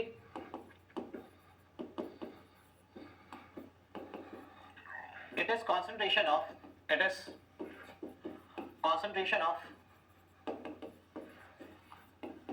plus ions in water. H plus ions in water. Acidity क्या होती है?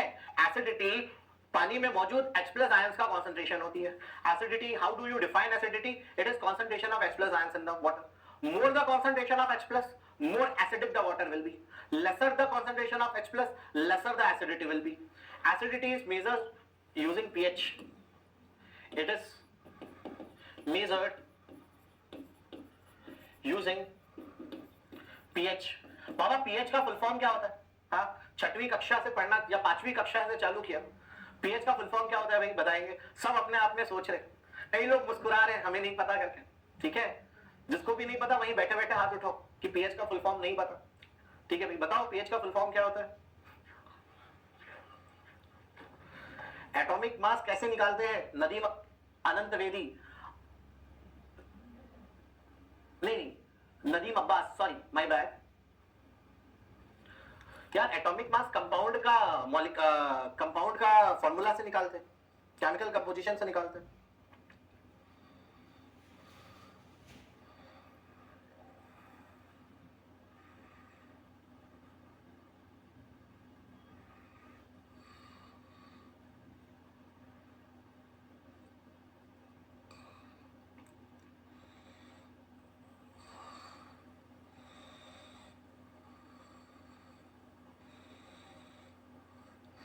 Standard pressure कितना होता है यार, तुम लोग पूछने के पहले सोचते नहीं, बाकी लोग भी पढ़ेंगे मैसेज. हाँ जी, स्टैंडर्ड प्रेशर एक एटमॉस्फेरिक प्रेशर तकरीबन 100 किलो पास्कल, 101 किलो पास्कल होता है ना. कौन पूछा था भाई, एक मिनट रुको, उनके नाम को फेमस किया जाता है. Negative log of H plus concentration.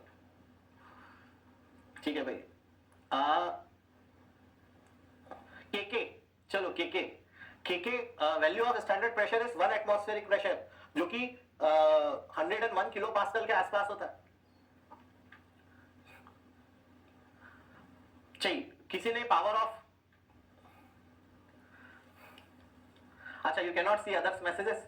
Okay चलिए, तो कुछ लोग power of H plus ion बोल रहे हैं, कुछ लोग presence of H plus ion बोल रहे हैं, है ना. कुछ लोग तो पोटेंडो नहीं पता क्या क्या लिखकर भेज रहे, गलत. पोटेंशियल और पोटांस of H plus ions. PH का फुल फॉर्म क्या होता है?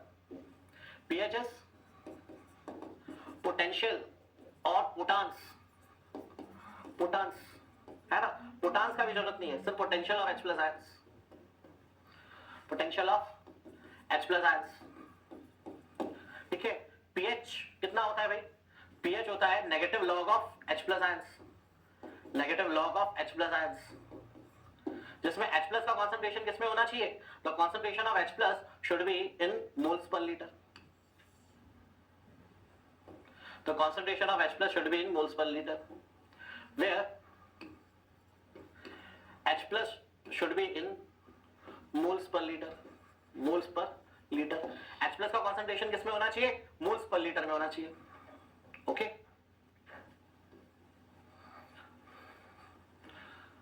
Permissible limit of pH. What is the permissible limit of pH for water supply? What is the permissible limit of pH for water supply? For supply of drinking water, what is the permissible limit?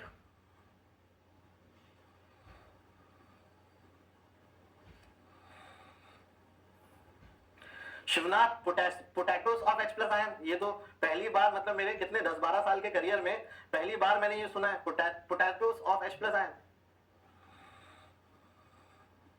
ऐसे काम नहीं चलेगा.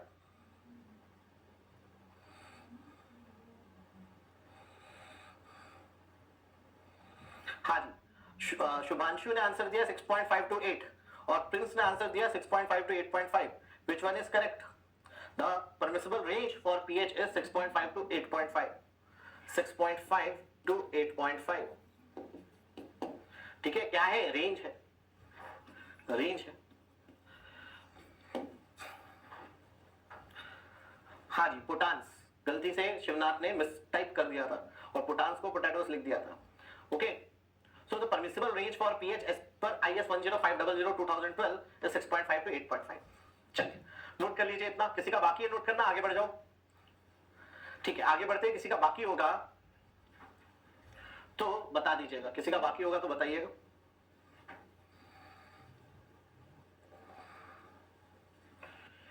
Question है, a sample of water has H plus concentration of 10 raised to minus 8 moles per liter, find pH। ठीक है, छोटे बच्चों का क्वेश्चन है, तुरंत आंसर निकालिए।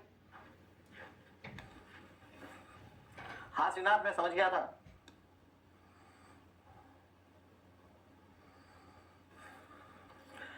करेक्ट।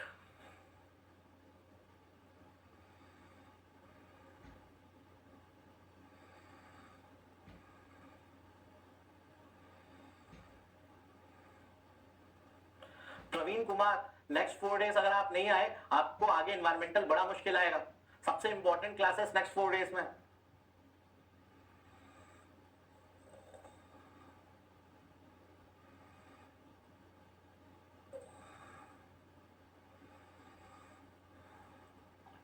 तो प्रवीण कुमार बिल्कुल क्लास मिस मत करो। जैसे आई थिंक आप लोगों को रिकॉर्डेड वर्जन अवेलेबल होता है ना, तो आप रिकॉर्डेड वर्जन देख लीजिएगा, है ना? रिकॉर्डेड वर्जन शायद अवेलेबल होता है। लास्ट 2 लाइन्स, ठीक है।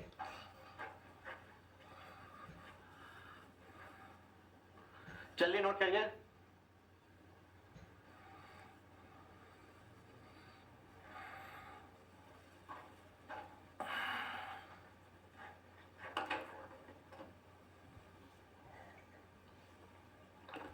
नूर सबा सिद्दीकी, पीएच 0.9 कैसे हो सकता है? पीएच 0.9 होता ही नहीं। बचपन में पढ़ा था ना, पीएच 1 to 14 के बीच लाई करता है।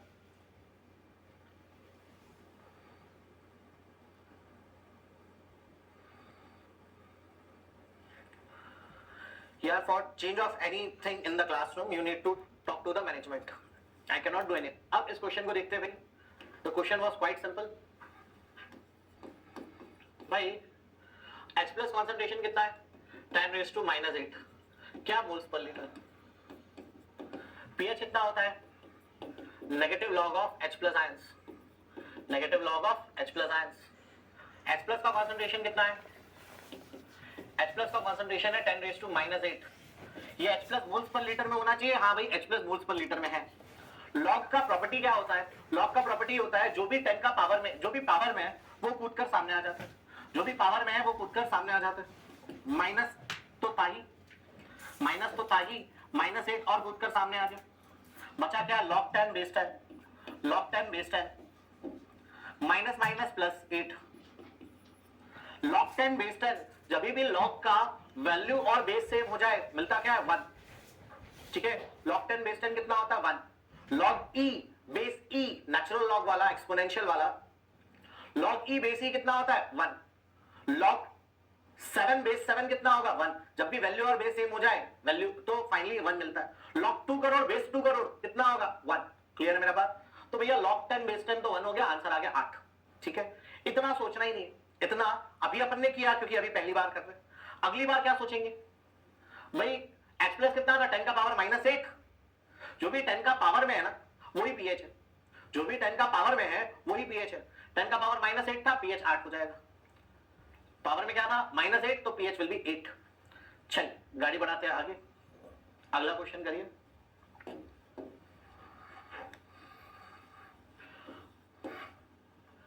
pH of a sample is 6.2. H plus ion concentration will be, find H plus ion concentration। ये भी KG1 KG2 के बच्चों का भी क्वेश्चन है। Find H plus ion concentration। ठीक है, ये KG1 KG2 के बच्चों का भी क्वेश्चन नहीं है।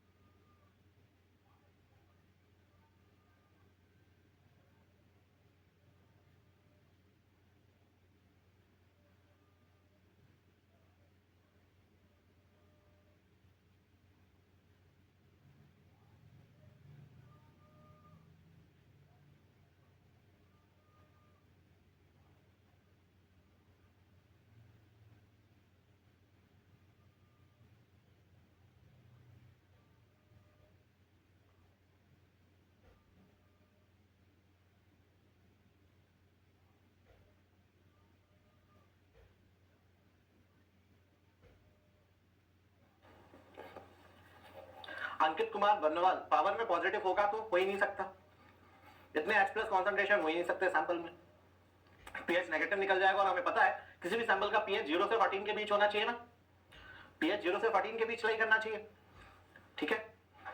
अब भाई पीएच है 6.2, पीएच क्या होता है, negative log of H plus ion, ये है 6.2, पहले नेगेटिव साइन उसको दिया जाए, नेगेटिव साइन वहां भेजेंगे, -6.2 हो जाएगा। कभी भी लॉग हटाना होता है तो क्या करते हैं, कभी भी आपको लॉग हटाना हो तो क्या करते हैं दोस्तों, लॉग की जो भी बेस है सामने वाले को उसकी पावर में चढ़ा देते हैं। लॉग का बेस कितना है 10, लॉग हटाना है तो सामने वाले को 10 की पावर में चढ़ाना पड़ता है, क्लियर मेरा बात, 10 raised to -6.2। H प्लस का कॉन्सेंट्रेशन किसमें मिलेगा, मोल्स पर लीटर में मिलेगा, है ना, क्योंकि इस फॉर्मूले में H प्लस का कॉन्सेंट्रेशन किसमें होता है, मोल्स पर लीटर में होता है। इतना सोचना ही नहीं था भाई, जब H प्लस 10 की पावर -8 था तो pH 8 था, तो कल को pH जब 6 होगा तो H प्लस 10 की पावर -6 होगा, pH जब 6.2 है तो H प्लस 10 की पावर -6.2 होगा, क्लियर है मेरा बात। चलिए गाड़ी बढ़ाई जाए आगे।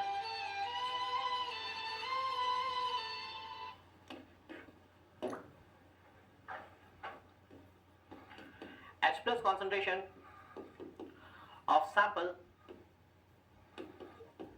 is 7.33 into 10 raised to -3.77 moles per liter.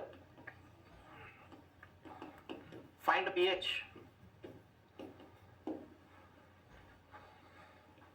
निकालिए भाई,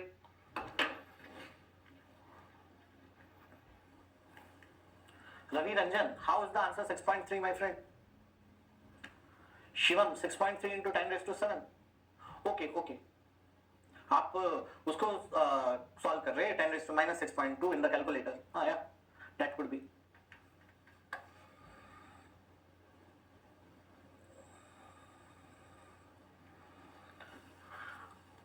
आशा रानी गलत है आंसर।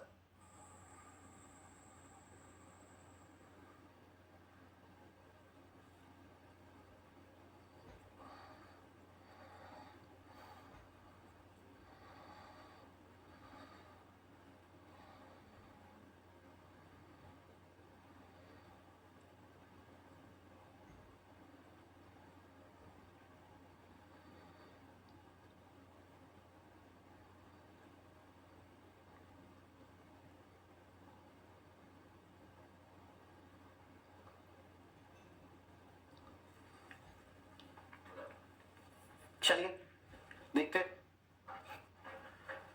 क्या ये क्वेश्चन आपको ऐसे जेई के एग्जाम में आ सकता है जिसमें कैलकुलेटर अलाउड ना हो? क्या ये क्वेश्चन आपको ऐसे जेई के एग्जाम में आ सकता है जिसमें कैलकुलेटर अलाउड ना हो? भाई अलग अलग एग्जाम्स होंगे, क्या तुम लोग एक ही एग्जाम देने वाले हो क्या? नहीं, एसएससी जेई भी दोगे, स्टेट के ए भी दोगे, स्टेट के जेई भी दोगे, है ना भाई। एकदम सर पे कफन बांध के कसम खा ली है, नहीं सिर्फ एसएससी जेई देंगे, नहीं ऐसा तो नहीं है, स्टेट जेई भी दोगे, स्टेट ए भी दोगे, एसएससी भी दोगे। तो किसी में कैलकुलेटर अलाउड होगा, किसी में कैलकुलेटर नहीं अलाउड होगा। अगर कैलकुलेटर नहीं अलाउड होगा तो पिछले दो क्वेश्चन आएंगे, कैलकुलेटर अलाउड होगा तो ऐसा क्वेश्चन आ जाएगा। क्लियर है मेरा बात, ठीक है। तो अपन तो दोनों कर लेते हैं क्योंकि कोई ऐसा ज्यादा डिफरेंस आएगा नहीं अपने समय में। Negative log of H plus ion, H plus concentration कितना है 7.33 into 10 raised to -3.77। इसको आप आपके कैलसी में डालकर देखो, बिना कैलकुलेटर के ये क्वेश्चन सॉल्व नहीं होगा। इसको आप आपके कैलकुलेटर में डालकर देखो, आंसर निकालो, है ना भाई। ये बिना कैलकुलेटर के सॉल्व नहीं होगा क्वेश्चन, पर अपन को करना है, अपन तो सब सीख रहे हैं दोस्तों अभी।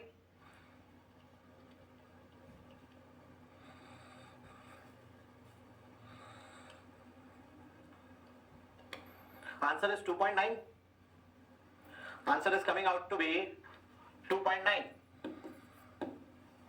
ओके, कोई डाउट इसमें तो पूछे। आपको और लॉग 10 वाला लॉग लेना है, आप में से कुछ लोग का आंसर अलग आया क्योंकि उन्होंने नेचुरल लॉग ले लिया।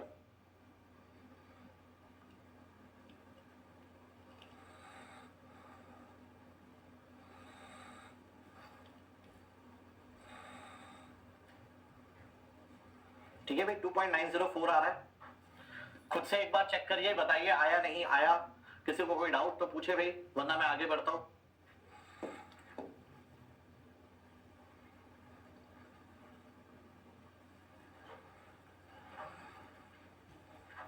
कोई भी कुछ जवाब नहीं दे रहा भाई, क्या हो गया?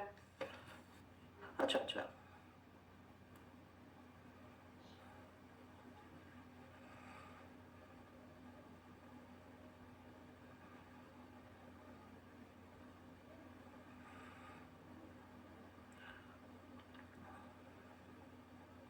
अच्छा सॉरी, मेरा ये रिफ्रेश नहीं हुआ था।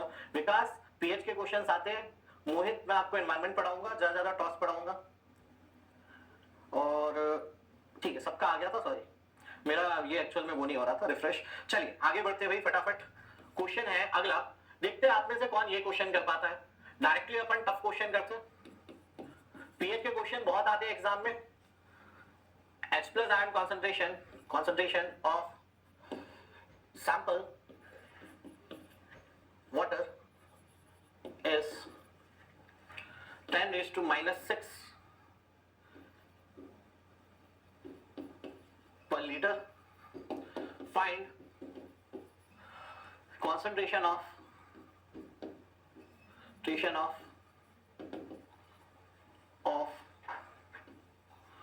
OH negative ions in sample in millimoles per liter। ठीक है, चलिए ये क्वेश्चन को करने के लिए आपको मैंने पूरे 2 मिनट दिए। ठीक है, चलिए निकालिए, देखते हैं कौन बना पाते। 2 मिनट है, देखते हैं कौन बना पाता। आराम से बनाइएगा, जल्दी करेंगे, पक्का गलत होगा।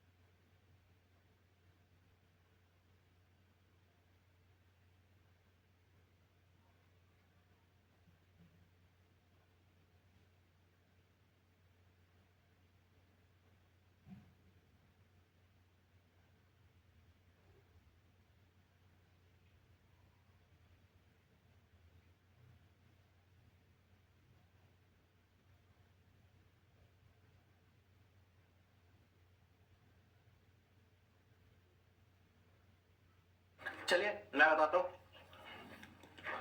देखिए क्वेश्चन टफ था, बहुत ज्यादा नहीं भाई। आपको H प्लस का कॉन्सेंट्रेशन कितना दिया है भाई? 10 raise to minus 6 millimoles per litre. भाई 1 मीटर में कितने मिलीमीटर होते हैं? 1 मीटर में कितने मिलीमीटर होते हैं? 10 रेज़ टू 3 मिलीमीटर होते हैं। 1 मीटर में 10 रेज़ टू 3 मिलीमीटर होते हैं। 1 लीटर में 10 रेज़ टू 3 मिलीलीटर होते हैं। 1 ग्राम में 10 रेज़ टू 3 मिलीग्राम होता है ना? एक मोल में 10 रेज़ टू 3 मिलीमोल्स होंगे। तो मिलीमोल्स को मोल्स में कन्वर्ट करना है भाई। 1 मोल में 10 रेज़ टू 3 मिलीमोल्स होते हैं, तो मिलीमोल्स को जब मोल्स में कन्वर्ट करना होगा 10 रेज़ टू माइनस 3 मोल्स, है ना? 1 मोल में 10 की पावर 3 मिलीमोल होते हैं, तो मिलीमोल को मोल में कन्वर्ट किया, तो ये कितना आ गया? H प्लस कितना आ गया? 10 raise to minus 9 moles per litre. PH कितना हो जाएगा बाबा, डायरेक्टली बताओ पीएच कितना होगा। H प्लस 10 का पावर -9 है तो पीएच 9 ना होगा। H प्लस 10 का पावर -9 मोल्स पर लीटर है तो पीएच 9 होगा। नहीं मानते, एक और बार देख लेते, अभी सीख रहे हैं बाबा। -9 कूट कर नीचे जाएगा, माइनस माइनस +9 हो जाएगा, बचेगा क्या, log 10 बेस 10 जिसकी वैल्यू 1 होती है। अच्छा, अब अगर pH 19 है दोस्तों, अगर pH 19 है तो बचपन से हमें पता है कि एक pH स्केल होती है। हमने बचपन में पढ़ा था कि एक pH स्केल होती है जिसमें 0 से 7, 7 से 14 होता है। 0 से 7 कुछ भी होता है उसको एसिड पुकारते हैं। किसी भी सैंपल का, किसी भी लिक्विड का, सब्सटेंस का पीएच अगर 0 to 7 के बीच है, लिक्विड नहीं, कोई भी मैटर, कोई भी मैटर का पीएच अगर 0 से 7 के बीच है मतलब वो एसिड है। 7 से 14 के बीच है मतलब वो बेस है। 7 बीइंग न्यूट्रल वाटर, 7 क्या होता है, न्यूट्रल वाटर, न्यूट्रल पानी। जैसे एक पीएच स्केल होता है दोस्तों, वैसे ही एक पीओएच स्केल भी होता है। पीओएच स्केल भी होता है जिसमें 0 से 7 और 7 से 14 एकदम उल्टा काम होता है, एकदम उल्टा काम होता है। इसमें 0 से 7 कोई भी सब्सटेंस का अगर पीओएच 0 से 7 के बीच है मतलब वो बेस है, और 7 से 14 के बीच किसी का पीओएच है तो उसको एसिड पुकारते हैं। Again 7 being neutral.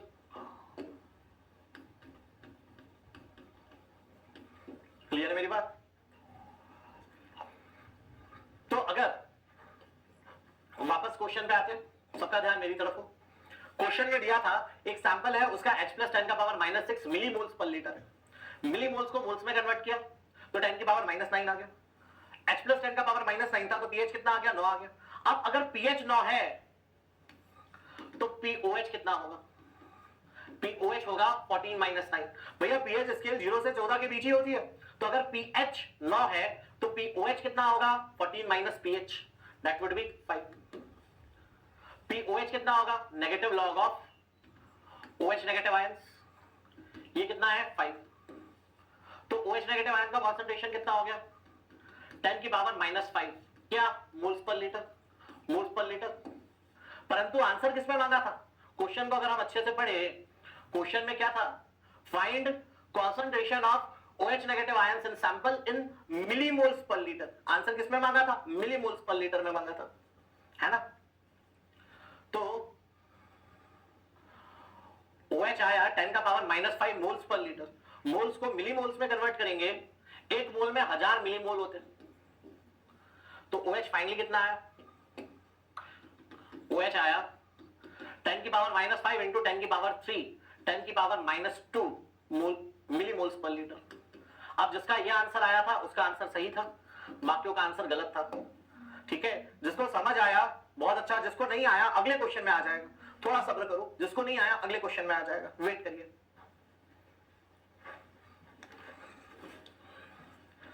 शिवम अनंत वेदी, that is also something you can do, वैसे भी कर सकते हैं शिवम अनंत वेदी। The product of H plus and OH negative ion is 10⁻⁻14।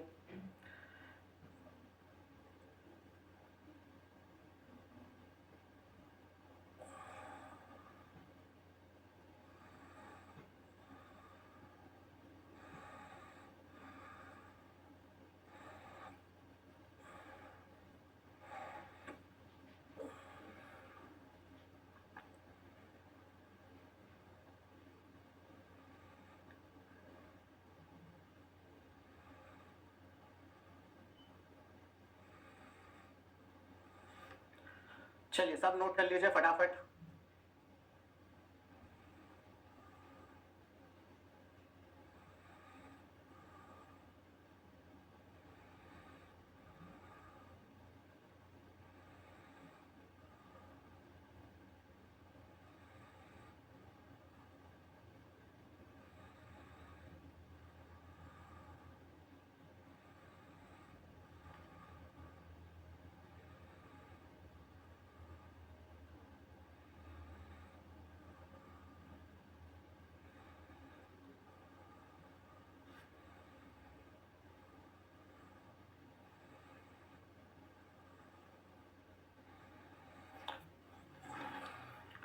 हाँ जी विकास,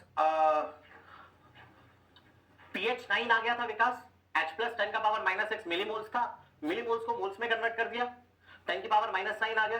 अब H प्लस 10 का पावर माइनस 9 है तो pH कितना हो गया 9। pH स्केल 0 to 14 होती है, तो अगर pH 9 है तो OH 14 माइनस 9 5 हो जाएगा, तो negative log of OH negative ion equal to 5 हो गया। pH का formula negative log of H plus होता है, तो POH का formula negative log of OH negative हो जाएगा, तो OH नेगेटिव कितना हो गया 10 की पावर माइनस 5। क्या मोल्स पर लीटर, पर मोल्स को मिलीमोल्स में कन्वर्ट करना है इनटू 1000। ठीक है भाई, चलिए let's proceed further guys.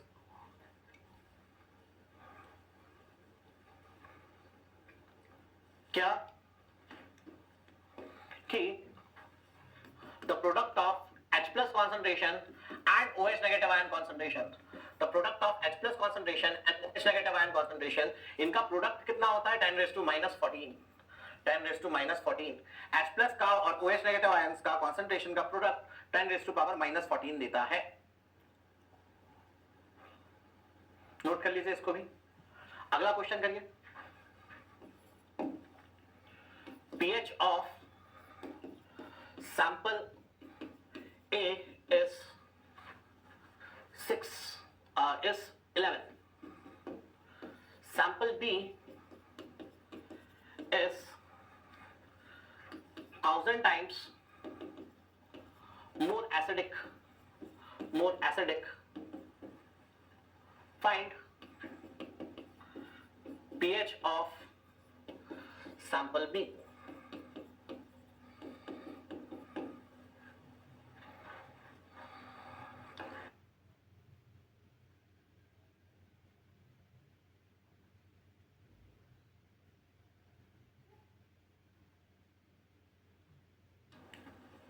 Speed में क्वेश्चन करिए, लास्ट लाइन रवि रंजन अभी पहले क्वेश्चन बना लो, क्वेश्चन नोट कर लो, फिर लास्ट लाइन दिखाते हैं।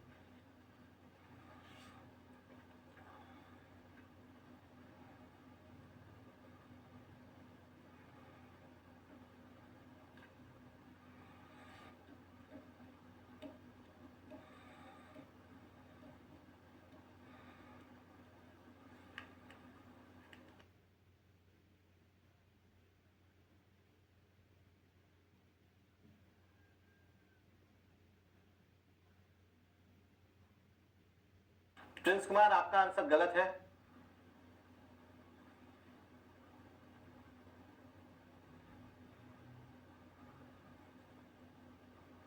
Prince your answer is wrong, split करने का क्वेश्चन कभी नहीं करना।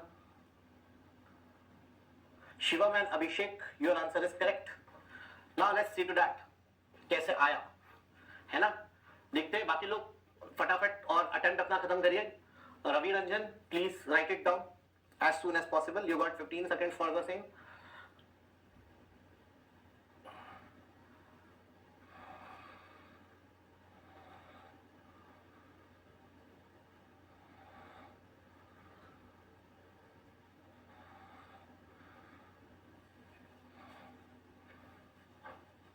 चलिए भाई, सैंपल ए का pH 11 था, सॉल्यूशन देखेगा, pH of sample A was 11, so H plus of sample A would be how much, 10 raised to minus 11 moles per liter। भाई A का pH 11 था तो H plus कितना हो जाएगा A का, 10 की पावर माइनस 11 हो जाएगा, है ना। Negative log of H plus ions equals 11 करोगे, 10 बेस का वहां जाएगा, बात ऐसी हो जाएगी। अब क्या दिया हुआ है, sample B is 1000 times more acidic। As per the question, sample B is 1000 times more acidic। more acidic मतलब more H plus। मैंने आपको बताया था कि भाई जिसका जितना ज्यादा एसिडिटी होगा वो उतना ज्यादा उसमें H plus concentration होगा। If the H plus concentration will be higher, the acidity will be more। तो जो ज्यादा एसिडिक है, जो बड़ा होता है, वो न्यूमरेटर में रखेंगे अपन। तो मैंने क्या रखा, H plus of B upon H plus of A equals 1000। Times मतलब गुना, 1000 गुना बड़ा है, तो B 1000 गुना ज्यादा है, तो B को न्यूमरेटर में रखा, जो ज्यादा होता है उसको न्यूमरेटर में रखते हैं। तो H plus of B कितना हो जाएगा,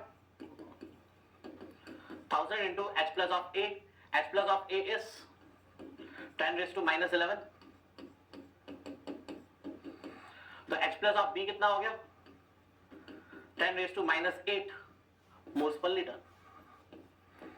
तो pH of B कितना हो गया पापा? What is pH of B? pH of B came out to be what? 8 है ना भाई. H plus 10 का पावर माइनस 8 है तो pH 8 हो जाएगा. H plus 10 का पावर माइनस 8 है तो pH 8 हो जाएगा.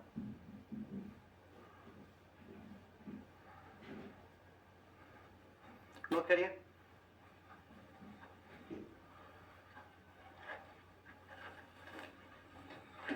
कोई डाउट इसमें किसी को? ठीक है भाई. जो लोग नोट कर रहे हैं वो नोट करें, बाकी लोग अगला क्वेश्चन की तरफ बढ़े. आखिरी एक क्वेश्चन करते है ना. जेई लेवल में यहां तक काफी होगा. एक आखिरी और क्वेश्चन कर लेते. जेई लेवल के लिए काफी होगा.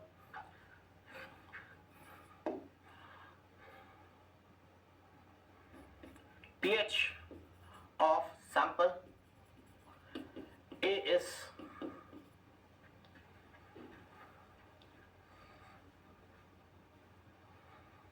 8.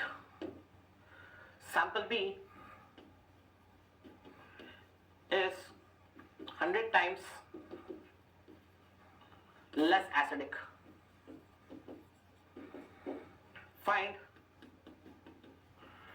OH negative ion concentration of sample B in millimoles per liter. millimoles per liter. ठीक है. क्वेश्चन करिए आखिरी क्वेश्चन पीएच का, then will proceed to next topic.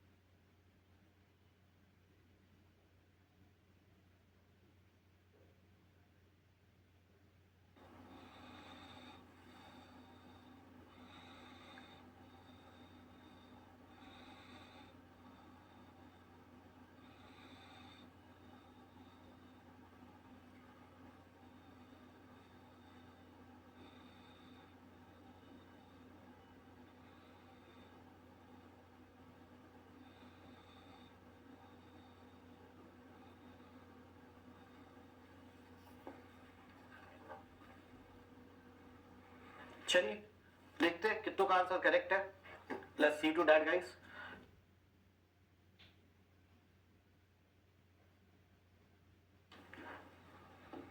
भाई pH of sample A is 8. Therefore H plus of sample A, H plus ion concentration in sample A will be 10 raised to minus 8. क्या moles per liter?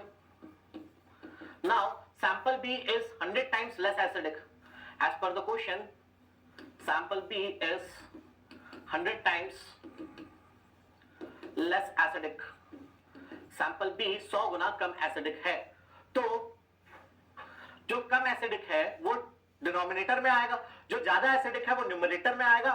तो H plus A में ज्यादा है और B में कम है. Ratio कितना है? 100. ठीक है. तो A का H plus कितना हो गया? सॉरी, B का H plus निकालना. H plus of A upon 100 equals H plus of B equals 10 raised to minus 8 upon 100 10 raised to minus 10. ठीक है भाई. B में H plus कितना हो गया? 10 का पावर माइनस 10. सैंपल B कम एसिडिक था तो सैंपल B को डिनोमिनेटर में रखे. डिनोमिनेटर में रखे तो H plus of B कितना हो जाएगा? H plus of A upon 100 10 की पावर माइनस 10. तो pH of B कितना हो जाएगा पापा? pH of B हो जाएगा 10.